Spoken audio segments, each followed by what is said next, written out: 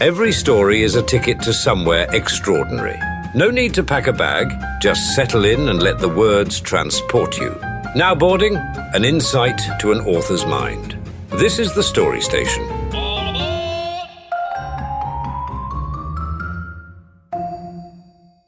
I'm Ellie Liram. I am a local author here in Idaho Falls. My husband does all my artwork for me. I do all the writing. We raise 2 hellions of children, love them dearly, but it's a lot raising 2 kids, trying to do art and do the writing. So all of my work kind of takes place in between the hecticness of life, which is why I write. There are so many things in this world that we go through every single day that we don't talk about.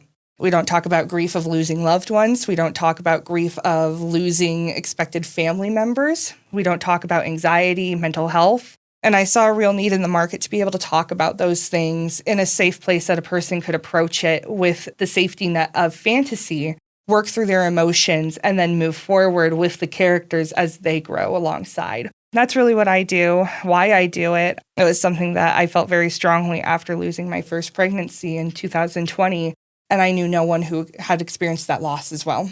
And I decided then and there that I didn't want people to be alone and feeling like they were alone when in all reality they're not. So that's what I do. It's a little bit of a heavy reason, but it's there. I think it's needed, definitely. Because there's so many times when you're reading that you can really relate to the characters and relate what they're going through, and reading can be a way to process things. Exactly, yeah. And that's the entire hope with everything that I write, you know. I've got 2 Christian fantasies. I brought one with me today, and then I'm releasing a dark fantasy series, and all of them touch on some aspect of life, a hard part of life.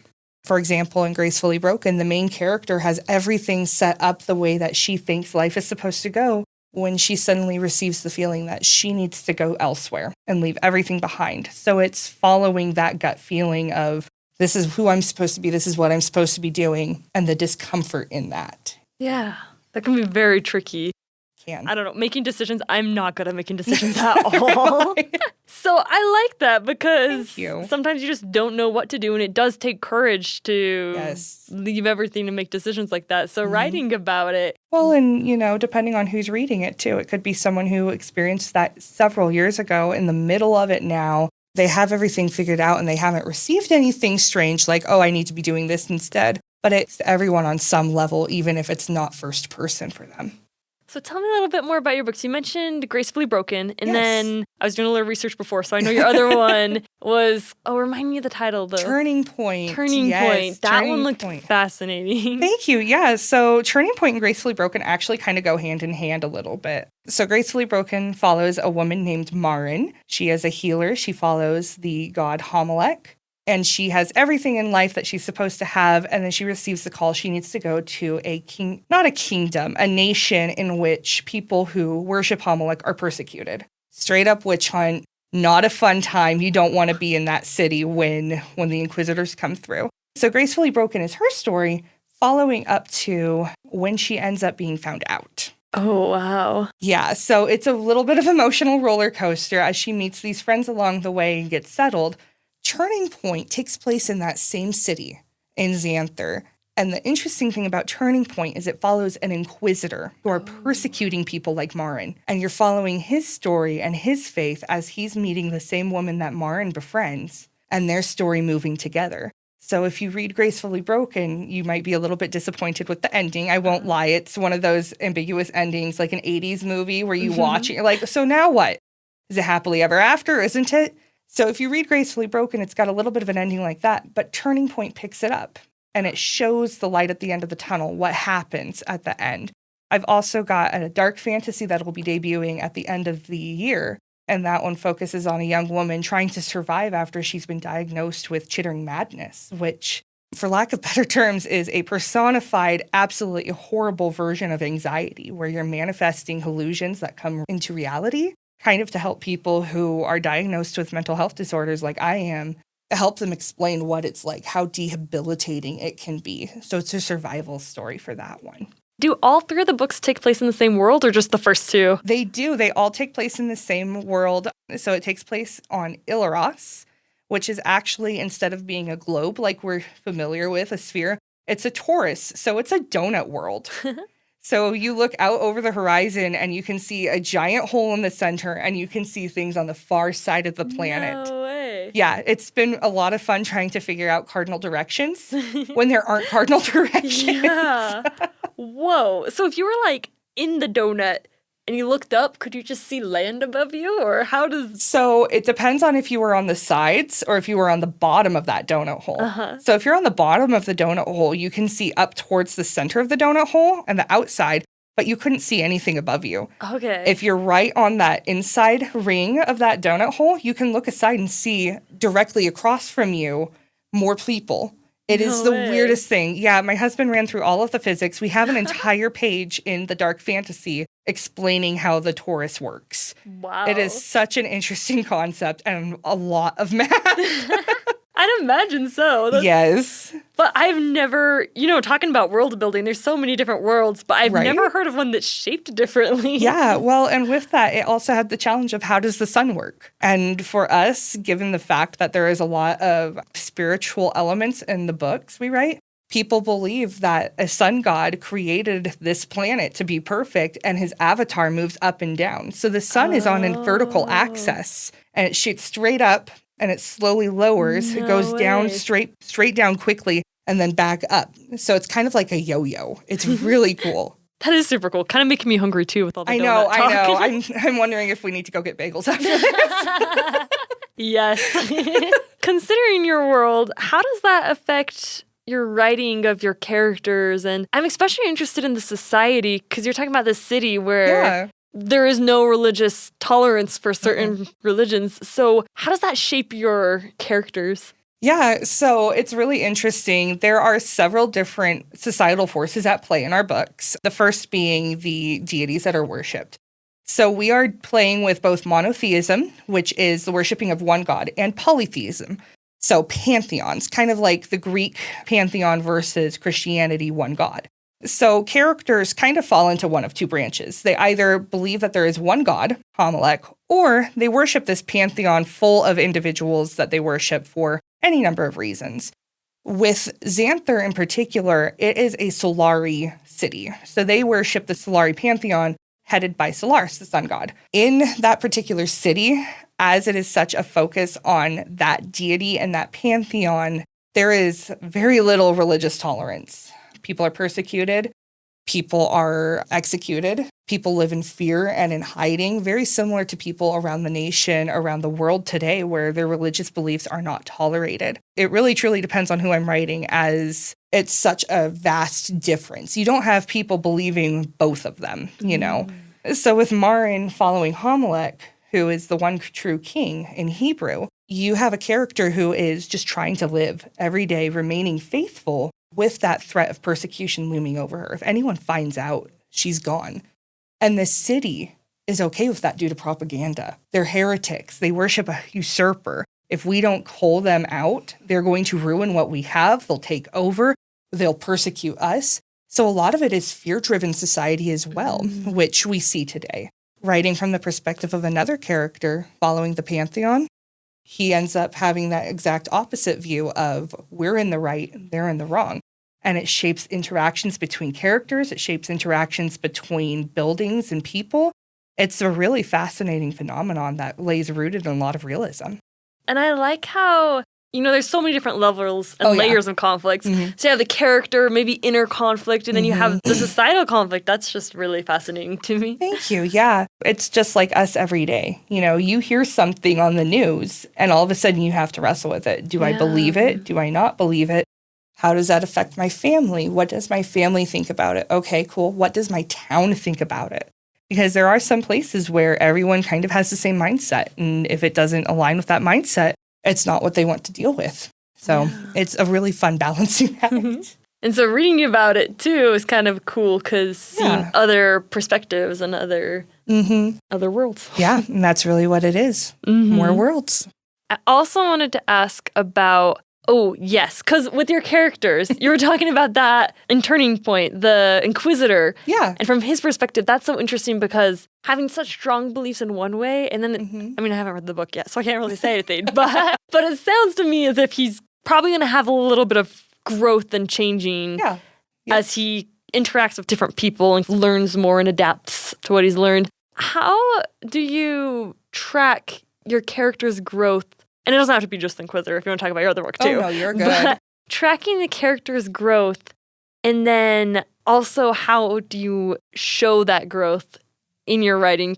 Yeah, so I use a lot of Google spreadsheets. I really, truly, honestly have to use a Google spreadsheet to write down what the character's doing and what epiphanies they're having, because we are all guided by that inner monologue. So if the Inquisitor is dealing with this truth, so for example, his daughter is sick, very sick. Doctors have not been able to help her. So he is dealing with this. Well, all of a sudden he's introduced to Homelech. How does that affect him? So I'll write down, daughter is sick, doctors can't help, finds out who Homelech is. So all of a sudden there's something that has to shift there because he's confronting that original stigma that he has, and it has to morph to fit this new idea in. It's just like a little kid when they're running around, oh, that's a dog, that's a dog, that's a dog, that's not a dog, it's a cat. All of a sudden they have to make things fit. And that's how it works with the characters. It is that brutal, brutal look at, okay, you're dealing with this now. Are you going to adapt? Are you going to remain hard-headed? And either direction, what's your next step? It's very much a conversation I have to have with the characters, as weird as that sounds, as they drive themselves sometimes. Yeah. So you kind of map it out. And I do a little bit of a map. Evolve. I am the type of person who doesn't like doing outlines. So I will write an entire book as a first draft, go through, remove, change, rewrite, etc.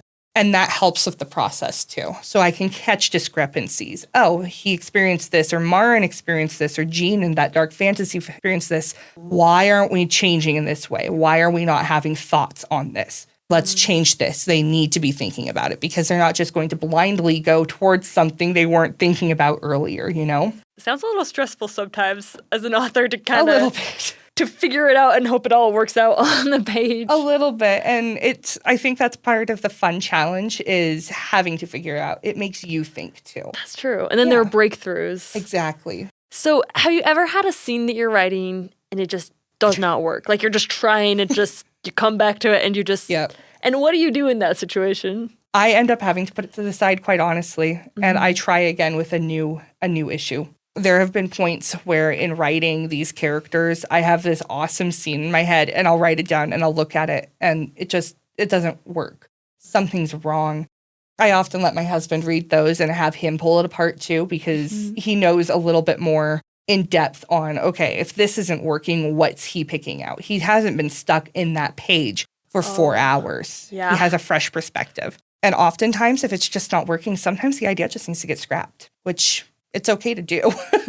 People tell you don't get rid of any ideas, and I disagree. Save them somewhere else. Just get rid of it for the time. So you can move on. Exactly, and get going elsewhere. That reminds me of working on audio, actually, because sometimes lately we've been working with AI voices, and sometimes I'm just listening to them. Sometimes they sound so fake, and sometimes they sound all right. And so sometimes I'm listening, and it gets to the point where I'm like, I can't even tell if this sounds good or bad anymore. So then I have to go to my boss and be like, can you take a listen? And so it's the same with writing. Sometimes you're just so focused on it and so into it that you can kind of be blinded. So you have to kind of have someone else that you trust take a look at it, give you some advice and feedback, and that can really help you move on. Yeah, exactly. And it also gives you a little bit of time to breathe and step away from that frustration. They can deal with the problem. It's with someone I trust. It's with someone who can take care of it. It's okay right now. I can have a little bit of my time. I can work on something else. It's still moving forward. And then how do you get back into it after having a frustration? How do you just get back and get going? Get going, yeah. Yeah, so it really depends on the situation. So there were a couple of points in doing my dark fantasy where the characters were not meshing. They're supposed to have a very terse relationship. It's not a great one at all. It looks at red flags. And for some reason, they were getting along too well. Oh, no. Which was really problematic because it's like, okay, I like this dynamic, but this is too soon. They cannot have this connection at this time. So I had my husband take a look at it. He came back with some ideas. And then I had to figure out, well, how am I supposed to integrate this? And quite honestly, what I ended up doing was a quick scene somewhere else to get back into the characters. It does no good to just sit there and twiddle your thumbs. I'm a firm believer that if it is not working, take a break from that, find something else in that same vein. You might not use it ever, but get back into the habit of using that character, those voices, that situation, what have you, and then you can start moving back where it is. I like that. Those are maybe the struggles and the hard part of writing. What do you think is the most fun part of writing? I really, really enjoy interacting with people who have read the books. It is so incredibly special to me to have people come up and say, hey, I recognize your work. I've read it. Beautiful artwork, what have you, and then get to hear their stories. I recently did a craft fair, actually, where I was invited to do this podcast through, and it was really, really cool hearing people's stories there. You know, there was one woman who used to write stories of the elderly that she cared for in a nursing home. There's a mom who was telling me a story that she wanted to put out there that was about her birth story. And it's so incredibly cool to be able to talk to someone about what they go through based off of what I've written. And that opens up a huge door for communication and relationship. It is so incredibly worth it. Writing is connection, huh? Writing is connection. So I see you brought Gracefully Broken today. Yes, I did. So Gracefully Broken is written a little bit strangely. The book is kind of split in half. You can start in the middle of the book at chapter 5, where I'll read from, and have a complete story. You can start at the beginning of the book at chapter 1 and read to chapter 5 and have a complete story, and you can read the whole thing together. So chapter 5 starts with Maren having left home, having left a fiancé, having left a job and security to enter this city of Xanther, where she is being persecuted if she is found out. So this is her attempting to get into the city and figure out what to do within the first several hours of being in a place where she is hated for who she is and has absolutely no one. Maren carefully clutched her documents to her chest. They had worked tirelessly on them. Fake home, a false history of Solari worship, a work visa to support the story. All of it had been carefully crafted to help Maren enter Xanther with a little questioning. In her pocket, nearly burning a hole through the fabric, was a rough-cut piece of amber.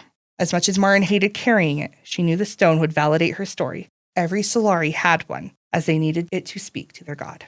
It was a sad idea, needing a rock to pray, but Maren didn't voice that opinion. She was sure other Kingsmen felt the same, and the Solari knew no difference. As she approached the outer wall of Xanther, Maren was taken aback by the sheer size of it. The wall itself was made of colossal ancient stones that towered over 100 feet above her. There was no end in sight as it stretched in both directions for miles, almost big enough for her to believe in the old stories about the giants that once lived in this region. The large gatehouse and courtyard was built just outside the wall and was constructed of newer stone and was smaller by comparison. The first gate into the courtyard was easy enough to pass through, especially as only a single guard glanced at her. Maren was suddenly a part of a winding line of people moving through the courtyard into the massive gates and booths beyond it. On either side of the courtyard, too, there was a statue and a shrine.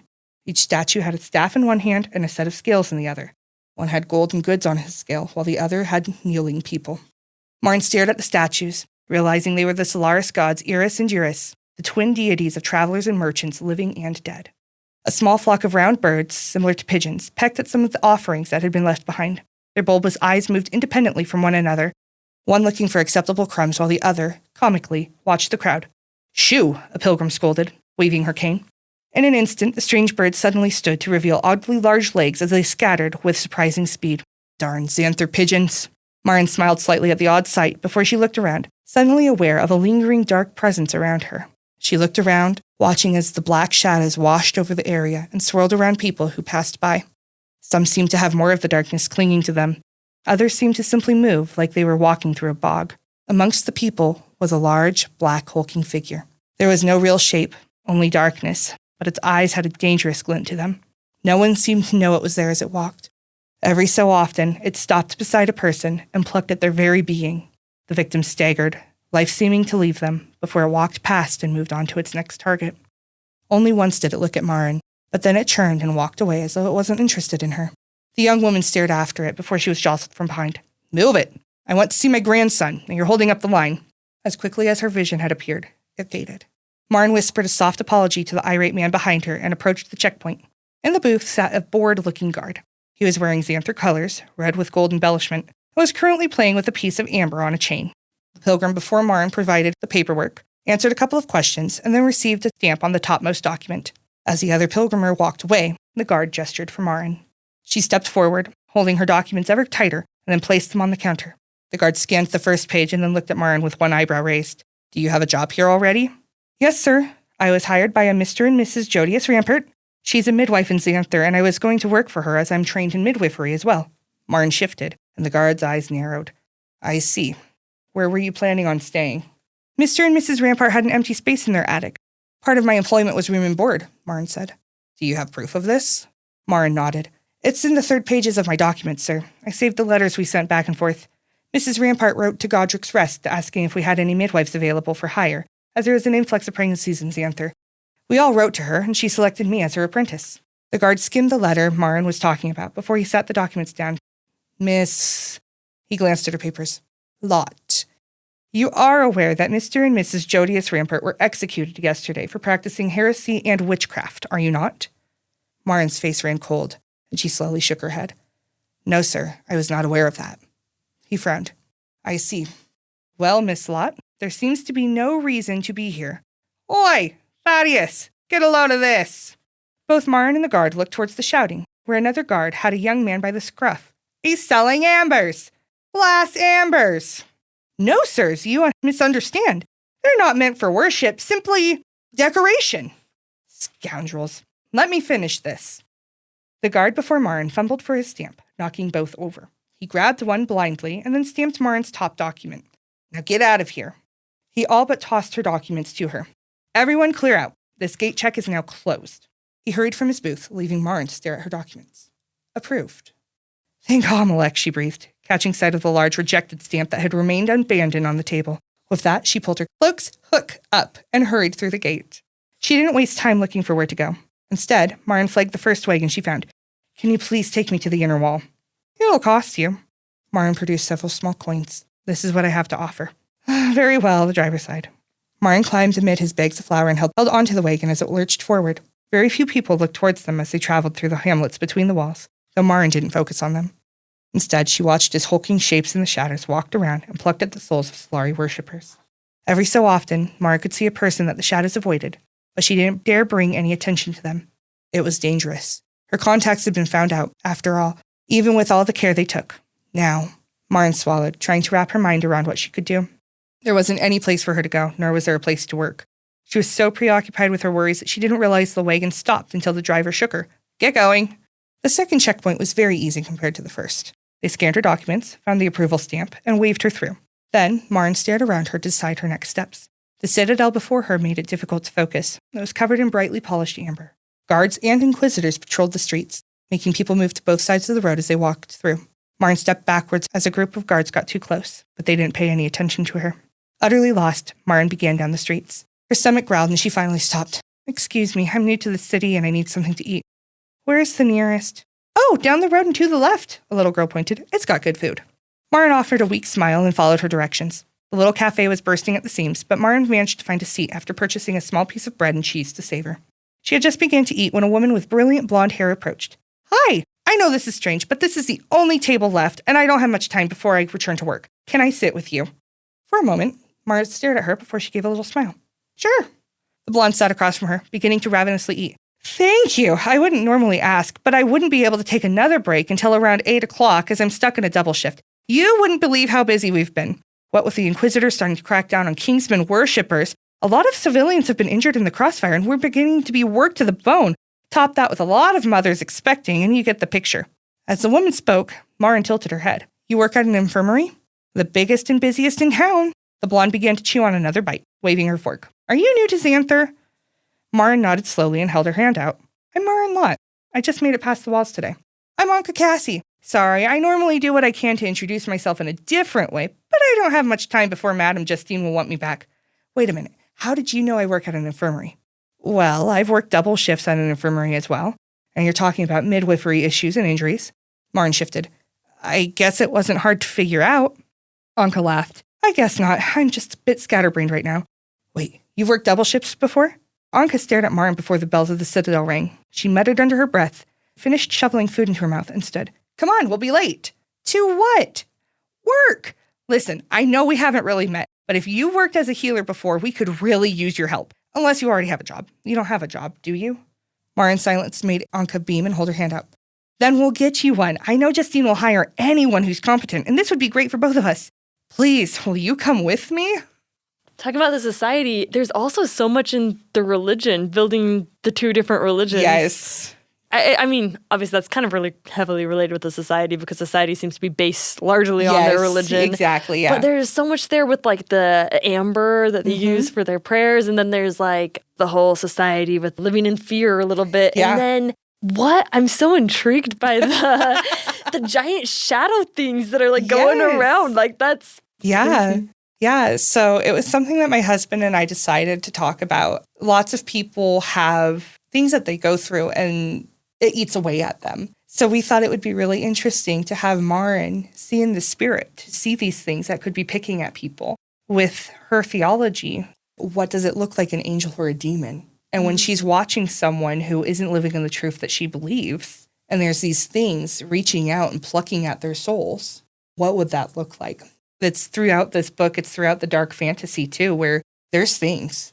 They're in the shadows. You can't see them, but they are there, and they will find you. It's a fun little aspect that we've been able to really lean into.